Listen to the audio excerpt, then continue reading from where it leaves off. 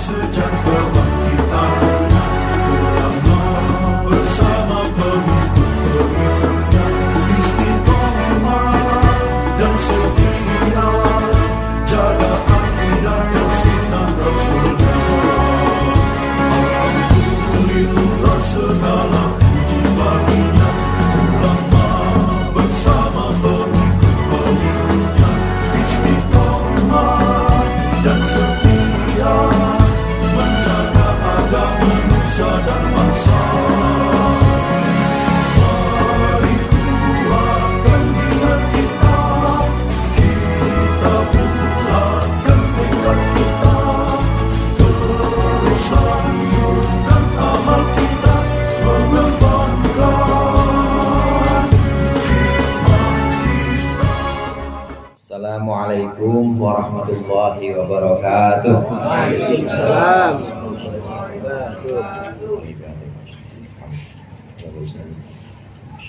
Al-Fatihah.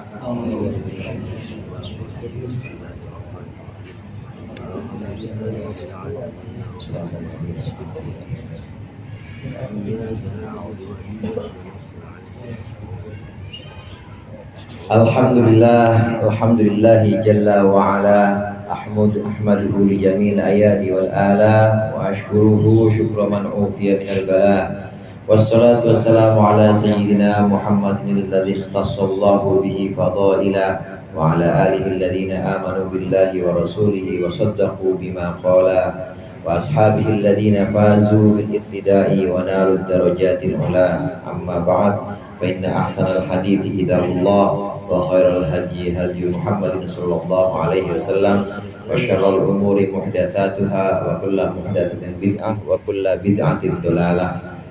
Segenap jamaah Majelis Taklim Al-Hidayah, para ustaz, para hujjaj, para sesepuh, hadirin sekalian yang berbahagia. Alhamdulillah malam hari ini kita lanjutkan kembali pengajian rutin kita.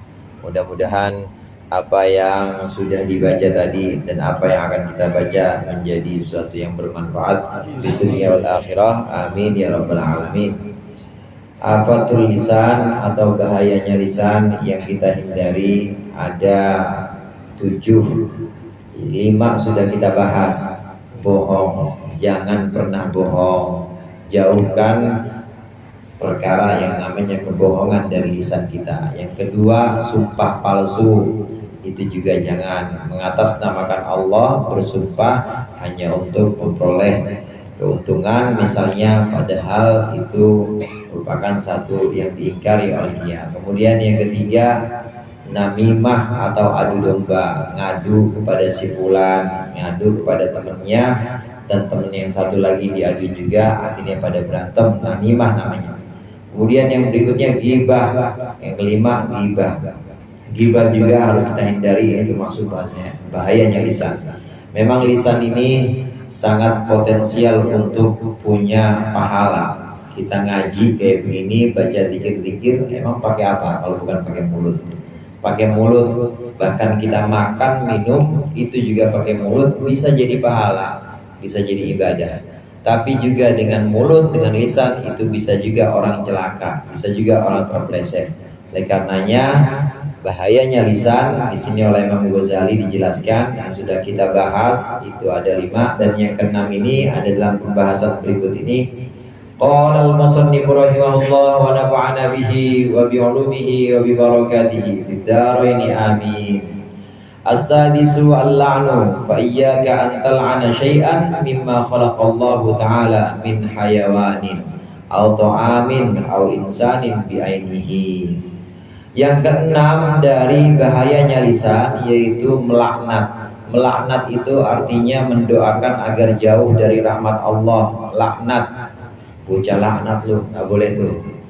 Dasar lu laknat, nggak boleh. Fa iyyaka an tal'ana syai'an mimma khalaqallahu ta'ala. Maka hindarilah engkau melaknat sesuatu dari apa yang Allah ciptakan. Min hayawanin, baik bentuknya hewan, atau amin atau makanan, atau insanin atau manusia, biainihi dengan dirinya manusia itu. Jangan kita mengatakan atau melaknat seseorang bahkan binatang makanan nggak boleh kita laknat. Rasulullah SAW kalau suka dengan makanan beliau makan, kalau enggak ditinggalin begitu aja udah nggak dimakan. Jadi nggak boleh makanan apa nih kayak begini, nggak boleh. Nggak boleh, makanan sih begini, orang miskin makanannya nggak boleh. Makanan apapun kalau kita nggak suka udah diemin aja, jangan dilaknat. Itu makanan saudara. Hewan juga begitu, hewan juga jangan dilaknat. Nggak boleh kita melaknat hewan. Dasar nih, ya dasar nih anjing, padahal kecoa dia bilang anjing. Saking nafsunya itu nggak boleh kita melaknat hewan juga, apalagi manusia atau seseorang tertentu. Ini tidak boleh kita melaknat.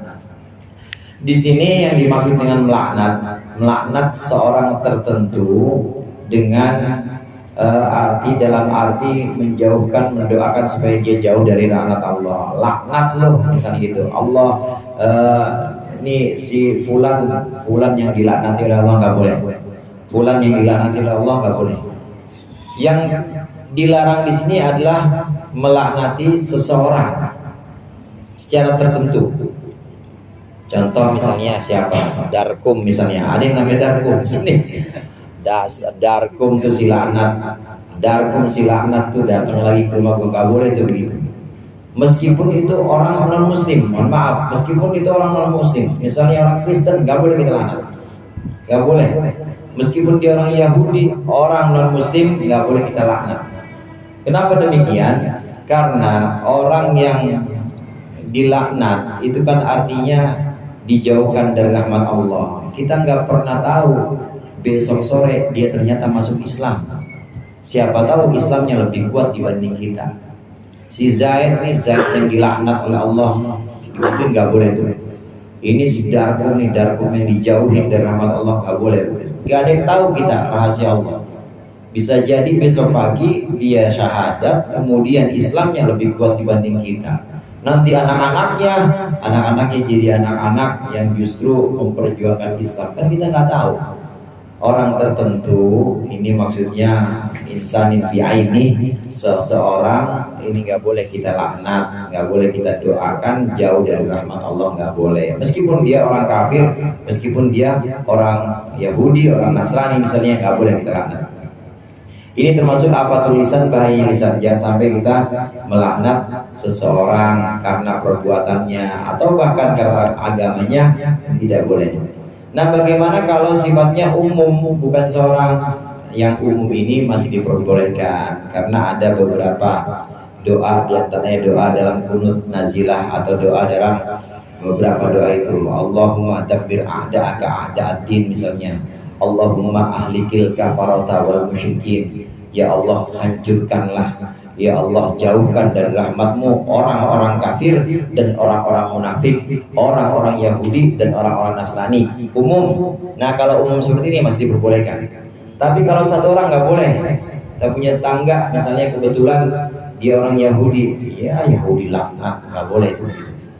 Nggak boleh. Sebutin namanya atau orang yang kita maksud orang itu nggak boleh. Karena itu tadi yang saya sampaikan.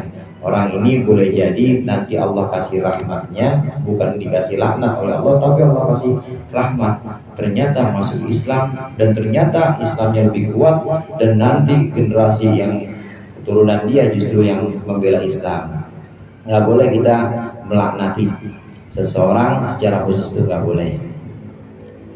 Nah, kemudian wala taqta bi syahadatika ala ahadin min ahli qiblah bi syirkin aw kufrin aw nifaqin. Dan janganlah engkau memastikan bi syahadatika ala ahadin, persaksianmu atas seseorang min ahli qiblati, yang termasuk ahlul qiblah, artinya dia masih muslim, bi syirkin, jangan engkau saksikan bahwa dia syirik, aw kufrin atau dia kufur, au nifaqin atau dia munafik. Fa innal muttali'a 'ala sarairi, karena sungguhnya yang mengerti atau yang mengetahui rahasia-rahasia huwa Allah, hanyalah Allah Ta'ala. Huwa Allah, hanyalah Allah Ta'ala. Fala tadkhul bainal ibadi wa bainallahi ta'ala, dan janganlah engkau campur masuk, maksudnya ikut campur antara hamba-hamba dan antara Allah Ta'ala. Jangan engkau ikut campur kepada orang-orang yang sama-sama muslim, sama-sama ahlul kiblah, artinya dia sholat yang madhab kiblatnya sama. Malah madhab kiblatnya sama seperti kita, sholatnya sama seperti kita. Jangan sekali-kali kita menghukumi, menjustifikasi, menuding bahwa dia itu syirik, dia kafir, dia munafik. Jangan. Ini Islamnya dia munafik, ya nggak boleh. Asal dia masih ahlul kiblat, dia memang sholatnya masih sama, meskipun sholatnya jarang-jarang, tetap nggak boleh kita hukumi dia munafik, nggak boleh. Nggak boleh kita hukumi dia musyrik, nggak boleh kita hukumi dia kufur, nggak boleh. Ini larangan dari Rasulullah SAW. Sabda Rasulullah SAW, "Ma syahida rajulun ala rajulin bil kufri illa ba'a bihi ahaduhuma. In kana kafiran fahuwa kama qala wa illam yakun kafiran faqad kafara bi takfirihi iyyahu." Kata Rasulullah, kalau ada dua orang saling menuduh kafir, ente kafir, lu yang kafir, gitu, itu pasti salah satunya ada yang kafir. Kalau yang menuduh atau kalau yang mencap kafir, kalau yang menuduh kafir itu ternyata benar bahwa yang di depannya ini, orang ini memang dia adalah orang kafir, maka sesungguhnya dia sama seperti orang itu. Sama seperti orang itu. Taruhlah ada orang yang memang dia masih sholat, tapi dia kadang-kadang nyembah juga, nyembah pohon, nyembah apa. Musyrik ente, kafir ente. Kalau emang benar kafir gara-gara dia itu nyembah pohon, maka orang yang kita yang bilang dia musyrik, ikut musyrik sama kayak dia. Ikut musyrik sama, ikut kafir sama kayak dia. Nah kalau ternyata enggak, salah orang, ternyata dia nggak pernah nyembah pohon, dia sholat kayak orang-orang biasa, nggak pernah dia nyembah selain Allah. Ternyata yang kafir, ternyata dia salah orang, dia sudah mencap orang yang sebenarnya tidak kafir, orang yang benar-benar sholatnya seperti orang Islam, tapi dicap kafir, kan salah nih. Maka orang yang ngecap ini, kita yang ngecap ini kafir seketika itu juga. Alhamdulillah. Kenapa kafir? Karena sudah mengkafirkan orang yang sebenarnya muslim.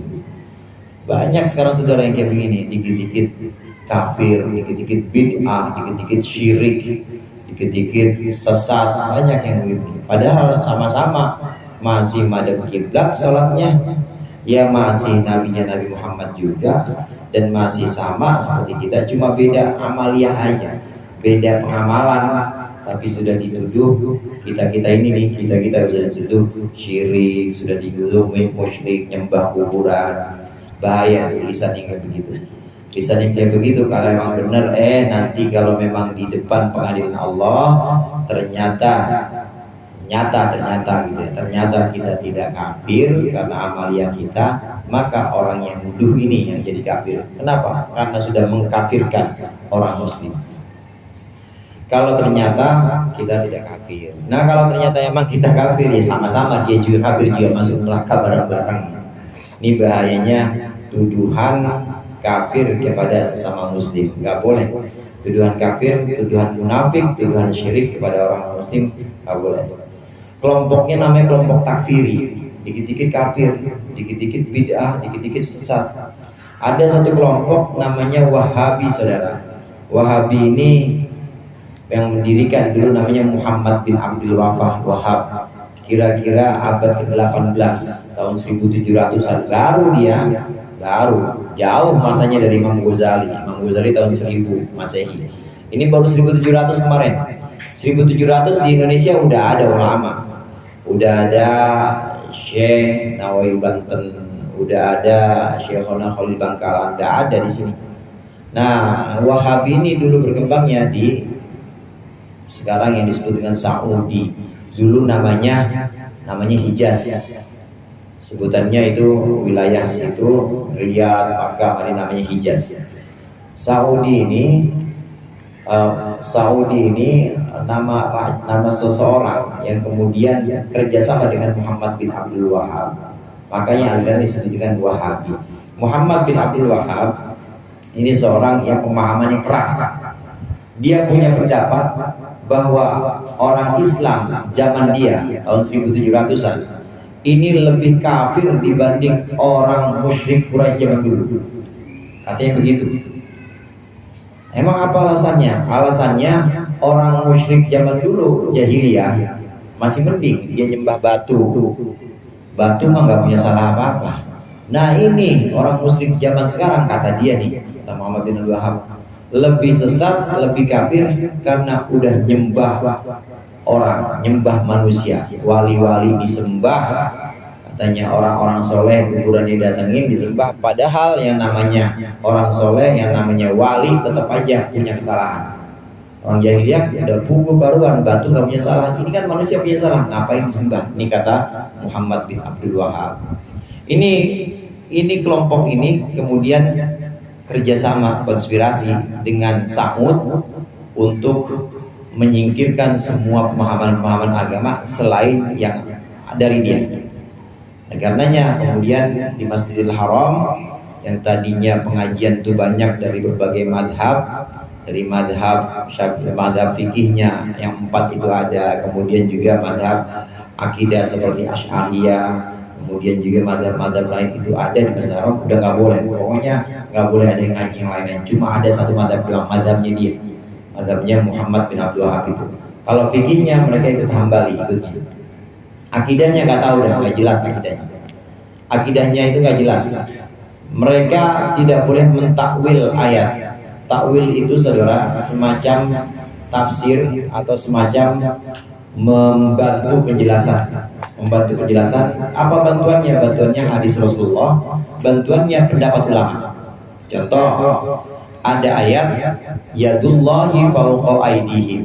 Itu arti harfiahnya tangan Allah di atas tangan mereka. Ini kalau ulama tradisional, ulama salaf, bukan salafi ya. Nah mereka kadang sekarang nyaru jadi salafi. Ulama salaf, ulama-ulama masa setelah tabi'in menafsirkan tangan Allah di atas tangan mereka. Ini harus dengan takwil. Dilihat lagi maksudnya apa. Dilihat lagi hadis-hadis Rasulullah, dilihat lagi juga pendapat-pendapat sahabat.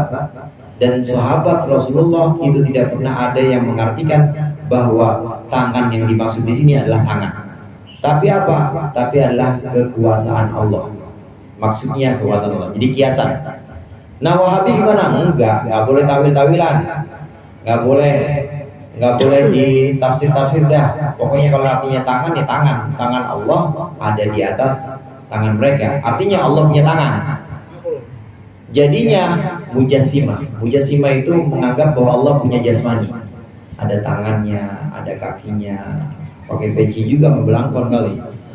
Jadinya mujassimah. Nah ini udah di mujassimah zaman sebelumnya, sebelum Wahabi. Ini mujassimah, para ulama udah sepakat bahwa mujassimah ini keliru pemahaman seperti ini. Nah mereka akidahnya mirip-mirip dengan mujassimah. Kalau madhab fikihnya, madhab sebagian ngambil madhab Hambali, Ahmad bin Hambal, Imam Ahmad bin Hambal. Nah kemudian beriring zaman tahun 1800, tahun 1900 makin kuat di Saudi itu, ya sudah jadi madhabnya madhab Wahabi. Ini yang sedikit-sedikit mengkafirkan orang, namanya kelompok takfiri. Nanti tahun 1900-an berkembang lagi saudara. Bukan hanya Wahabi, tapi ada juga pemikiran-pemikiran yang sifatnya itu saat menafsir, saat memahami ayat itu sangat dangkal, karena mereka sangat tekstual. Kesalahannya di situ. Kalau kata Al-Quran tangan nggak boleh diartikan. Dan banyak ayat-ayat lagi yang kemudian imbasnya pemahaman yang dangkal tentang Islam. Ada ayat misalnya, ada ayat tentang faqtulul musyrikina kafah, maka bunuhlah orang-orang musyrik secara sempurna. Dia ngelihat ayat artinya begitu, udah dihabisin semua orang musyrik. Dia nggak ngelihat ayat-ayat lain yang menceritakan bagaimana Rasulullah ini menggalang perjanjian dengan orang-orang muslim ketika sebelum Fathu Makkah. Dia tidak melihat ayat-ayat lain yang isinya tentang kesepakatan dengan orang musyrik. Dia tidak lihat ayat-ayat lain yang isinya rahmah, bahwa Islam itu rahmatan lil alamin, kan lihat. Pokoknya kalau artinya seperti itu ya udah perangi. Nah, akhirnya ini muncul kelompok-kelompok dari pemahaman yang tekstual ini, muncul kelompok-kelompok yang sifatnya ini radikal, fundamentalis. Jadi dikit-dikit mengkafirkan, bahkan dari prakteknya bukan hanya sekedar mengkafirkan, itu bisa menghancurkan orang. Jadinya apa? ISIS jadinya kayak begitu. Ini mirip-mirip pembicaranya dengan Wahabi. Muslim, mereka menganggap bahwa orang Muslim yang tidak sama seperti mereka kafir, musyrik, wajib dibunuh, darahnya halal. Padahal jangankan dibunuh, kita ngomong aja nggak boleh. Ngomong bahwa ente kafir, ente musyrik aja itu nggak boleh. Karena kita tidak pernah tahu antara seseorang yang kita tuduh dengan Allah, itu kita nggak tahu hatinya gimana. Oleh karenanya kalau kita lihat ada orang sholat, ngaji juga, tapi ternyata dia melihara perkutut atau dia ngerawat batu misalnya, atau dia mandi keris, udah biarin aja, itu mah urusan dia sama Allah. Itu kita nggak bisa menstigma atau menjustifikasi bahwa musyrik nggak bisa, itu urusan dia sama Allah. Sementara dia sholat ya tetap seperti kita, ahlul kiblat masih tetap kiblatnya ada sama seperti kita. Urusannya urusan dia sama Allah itu. Ini yang dimaksud tadi wa bainallah ta'ala. Fala tadkhul bainal ibad wa bainallahi ta'ala. Jangan engkau ikut campur masuk ke urusan antara Allah dengan hambanya, jangan. Yang tahu hati orang yang nyuci keras ini ya cuma Allah dan dia sendiri maksudnya apa. Gak bisa kita mengkufuri atau menghukumi dengan kufur, gak boleh. Para wali songo, kemudian ulama-ulama setelahnya, Hadratus Syekh Haji Hasyim Asy'ari ini sangat hati-hati dalam memahami tradisi yang ada di Jawa ini, yang ada di Indonesia ini. Jadi gak sembarangan. Nah, orang-orang yang sekarang ini yang dikit-dikit kafir, dikit-dikit musyrik, mereka nggak ngaji Bidayatul Hidayah. Jadi nggak ketemu malam minggu, nggak kesini mereka diajari. Makanya ngaji, hati-hati, kita nggak boleh sama musyrik, itu nggak boleh, sama muslim itu nggak boleh menghukumi musyrik, kafir atau nifaq, itu nggak boleh. Ada satu masa, hadirin, dalam sejarah Islam, itu masa kekelapan. Kita itu menghukumi musyrik, menghukumi kafir seseorang itu nggak boleh.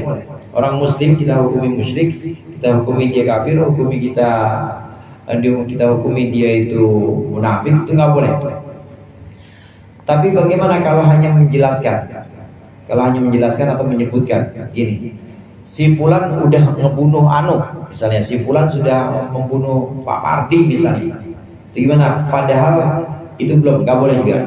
Padahal itu tidak nyata-nyata atau tidak ada bukti. Jadi hanya desas-desus dan kita hukum gitu aja, itu nggak boleh. Mengatakan orang muslim atau menisbatkan seseorang yang agamanya Islam dengan dosa besar tanpa bukti, itu nggak boleh. Apalagi sampai melaknat, apalagi sampai menghukumi kufur, nggak boleh. Ngomong aja, ini si Darkum tukang zina nih, misalnya gitu, kita nggak punya bukti, nggak boleh. Orang muslim, dia muslim, kemudian dituduh melakukan dosa besar, itu nggak boleh kalau belum ada bukti nyata. Dalam sejarah Islam ada uraian-uraian, ada riwayat-riwayat, penjelasan-penjelasan tentang pembunuh Sayyidina Ali dan pembunuh Sayyidina Umar. Dan dijelaskan ini. Siapa pembunuh Sayyidina Umar? Pembunuh Sayyidina Umar namanya Abu Lu'lu'ah.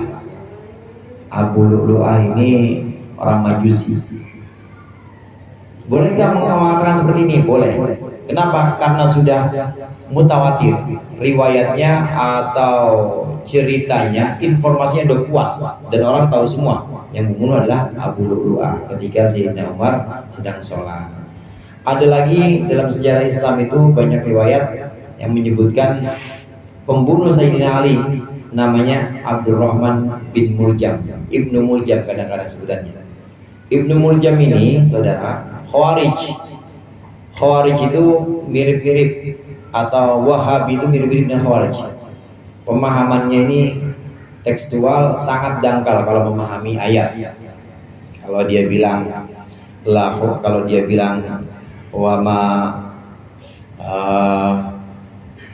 barang siapa wa man lam yahkum bima anzalallah fa ulaika humul kafirun, siapa yang tidak berhukum dengan hukum Allah maka dia kafir.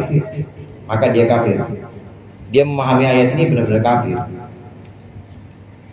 Satu masa Sayyidina Ali itu perang dengan Sayyidina Muawiyah, dua-duanya sahabat utama. Sayyidina Ali perang dengan Sayyidina Muawiyah. Sayyidina Muawiyah ini pasukannya kuat tapi terkalah dengan Sayyidina Ali. Sampai saat terdesak, Sayyidina Muawiyah mengangkat Quran. Diangkat Quran dulu tahkim namanya. Kalau Quran diangkat saudara di atas tombak, Quran di atas tombak diangkat, ini berarti gencatan senjata. Udah berhenti, Sayyidina Ali udah berhenti. Akhirnya Sayyidina Ali musyawarah, ya udah gencatan senjata, sudah tidak ada peperangan lagi. Waktu itu utusan dari Sayyidina Ali namanya sahabat Abu Musa al-Ash'ari. Kemudian dari Muawiyah namanya Amr bin As. Dua-duanya, ya singkat cerita, ini kemudian Sayyidina Ali menyerahkan kekuasaannya dan Islam saat itu dipimpin oleh Muawiyah. Jadi sudah nggak ada peperangan dah. Musyawarah, dasarnya apa? Musyawarah. Dasarnya bukan ayat Al-Quran, bukan. Dasarnya apa? Kesepakatan antara dua pihak.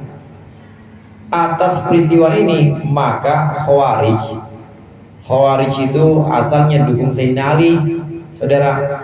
Asalnya bunuh aja deh pokoknya pasukan Muawiyah, habisin. Pengennya begitu Khawarij. Tapi Sayyidina Ali enggak. Ya udah musyawarah. Sayyidina Ali ngalah, musyawarah. Nah, atas dasar peristiwa ini, peristiwa kesepakatan atau pengambilan keputusan berdasar musyawarah, tahkim, orang-orang yang namanya Khawarij ini enggak setuju. Orang-orang yang Khawarij ini menyatakan bahwa dua-duanya Sayyidina Ali dan juga Sayyidina Muawiyah ini sahabat utama semua. Ini kata orang Khawarij, dua-duanya kafir katanya. Dua-duanya sudah mengambil hukum bukan dengan hukum Allah. Dasarnya ayat tadi Al-Maidah. Al-Maidah itu banyak dipakai bukan saya salin Al-Maidahnya ya. Banyak orang menggunakan ayat tapi dia memahami secara dangkal. Termasuk ayat buat gubernur kemarin Al-Maidah ini pakai. Al-Maidah itu diantara ayatnya ayat tahkim tadi. Siapa yang tidak berhukum dengan hukum Allah maka dia kafir. Khawarij sekala itu bilang Sayyidina Ali maupun Sayyidina Muawiyah, ya, mereka sebutnya Ali aja udah. Ali sama Muawiyah dua-duanya kafir katanya. Kenapa? Karena tidak berhukum kepada hukum Allah. Dan karena kafir maka halal darahnya. Ini menurut Khawarij saat itu. Maka mereka punya dua utusan. Satu ditugaskan buat membunuh Sayyidina Muawiyah, satu ditugaskan untuk membunuh Sayyidina Ali. Cuma Sayyidina Muawiyah selamat, Sayyidina Ali terbunuh. Siapa yang membunuh? Ibnu Muljam namanya. Nah, bagaimana kita mengatakan Ibnu Muljam telah membunuh Sayyidina Ali? Ini adalah dosa besar. Boleh nggak kita menghubungkan Ibnu Muljam atau mengatakan Ibnu Muljam telah melakukan dosa besar yang seperti ini? Boleh. Kenapa? Karena infonya sudah mutawatir atau sudah akurat. Memang pembunuhnya dia, boleh. Tapi bolehkah melaknati? Tetap nggak boleh. Kalau sekedar mengatakan bahwa dia melakukan dosa besar, sementara bukti-buktinya ada, boleh. Tapi kalau melaknati nggak boleh, tetap tidak boleh melaknati. Ini bahayanya lisan yang harus kita jaga. Ada satu lagi dalam sejarah yang ingin saya sampaikan. Kalau sudah riwayatnya sudah mutawatir bahwa para sahabat ini sudah mengatakan bahwa pembunuhnya adalah Ibnu Muljam, Sayyidina Ali dibunuh oleh Ibnu Muljam, Sayyidina Umar dibunuh oleh Abu Lu'lu'ah, itu diperbolehkan sekedar menceritakan tapi tidak boleh melaknat. Bagaimana kalau kasus Sayyidina Husain? Hadirin jamaah rahimakumullah, memang tidak bisa kita pungkiri bahwa dalam sejarah Islam itu ada masa kelamnya. Di antaranya tadi yang saya sebutkan, ada peperangan. Kemudian juga setelah Sayyidina Ali, ini ada kesepakatan bahwa oke, Sayyidina Ali mundur, Islam dipimpin oleh Sayyidina Muawiyah dengan syarat. Satu versi sejarah mengatakan syaratnya nanti setelah Muawiyah meninggal, kepemimpinan dikembalikan kepada umat Islam, tidak boleh angkat anaknya. Nah saat itu yang kuat memang anaknya Sayyidina Ali, namanya Sayyidina Hasan. Nah saat itu Sayyidina Hasan meninggal juga. Nah Sayyidina kuat Sayyidina Husain. Waktu itu Muawiyah sebelum wafat ini mengangkat anaknya menjadi penggantinya. Padahal perjanjiannya diserahkan kepada orang Islam. Ya mungkin sekarang semacam pemilu lagi lah. Tapi enggak, diangkat anaknya. Siapa itu? Yazid bin Muawiyah. Singkat cerita, ini ada satu kekuatan yang kemudian menyerang Sayyidina Husain dalam perjalanan. Ketika Sayyidina Husain diundang untuk menuju ke Basrah dengan beberapa orang pengikutnya, sampai di satu wilayah yang namanya Karbala. Di Karbala Sayyidina Husain diserang. Ini cerita beneran ini. Serang, kemudian kepalanya dipenggal. Jadi ini bukan cerita, saya pernah baca ada namanya perang bubat.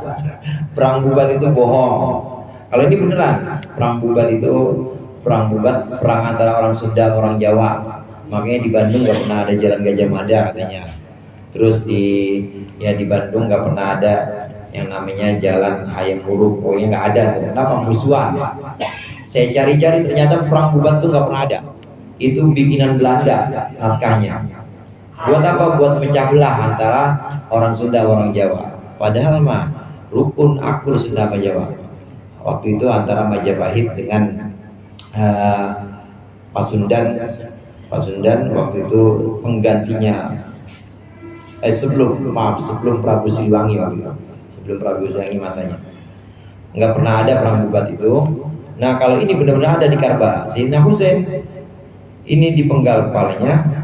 Kekuatan besar ini memang banyak yang menduga-duga, banyak yang mengira-ngira ini yang menyuruh adalah Yazid bin Muawiyah, karena khawatir kalau Sayyidina Husain kekuatannya itu bertambah banyak dan menggulingkan kekuasaannya. Ada dugaan-dugaan itu. Apakah boleh kita mengatakan bahwa yang bunuh Sayyidina Husain adalah Yazid bin Muawiyah? Enggak boleh. Kenapa? Karena riwayatnya atau buktinya belum jelas. Sampai segitu tuh saudara, bahayanya lisan. Seandainya belum jelas, maka kita nggak boleh menyatakan bahwa Yazid bin Muawiyah lah yang membunuh Husain, nggak boleh. Apalagi sampai ngelaknat. Naudzubillah. Itu tadi pesan Rasulullah. Sesama muslim, dia masih ahlul qiblah, masih sholatnya sama seperti kita, jangan sekali-kali kita melaknat dia, jangan menghukumi dia dengan kafir, jangan. Kalau ternyata dia kafir, ya berarti sama, yang nuduh juga kafir. Kalau ternyata dia nggak kafir, maka yang nuduh kafir duluan, karena mengtakfiri atau mengkafirkan orang muslim itu hukumnya adalah kafir. Mengkafirkan orang muslim adalah kafir. Maka aneh orang-orang itu yang bilang gitu, orang tahlilan katanya bid'ah, syirik katanya. Gimana mungkin? Logikanya nggak jalan, saudara. Dulu orang-orang yang belum Islam, orang kafir, begitu mengucapkan la ilaha illallah Muhammadur Rasulullah, itu langsung dosanya hilang semua. Masuk Islam, hapus dosa semua. Dia dulu pernah ingkar sama Nabi, dia dulu pernah zina, habis semuanya udah terhapus. Sebab kata la ilaha illallah Muhammadur Rasulullah. Yang kafir jadi Islam. Gimana mungkin ini kita yang udah Islam, tahlilan la ilaha illallah Muhammadur Rasulullah, dia bilang kafir? Kan logikanya geblek, nggak jalan. Gimana mungkin kalimat yang tadinya orang kafir kalau mengucapkan itu bisa jadi Islam, ini orang Islam yang mengucapkan dibilang kafir sama dia. Ini gara-gara kagak ngaji. Makanya ngaji. Ya, bahayanya lisan. Jangan kita sekali-kali menuduh orang, seseorang itu musyrik atau kafir atau nifaq. Wa'lam annaka yaumal qiyamati la yuqalu laka lima lam tal'an fulanan wallahu a'lam bissawab. Mudah-mudahan bermanfaat. Kurangnya saya mohon maaf. Assalamualaikum warahmatullahi wabarakatuh.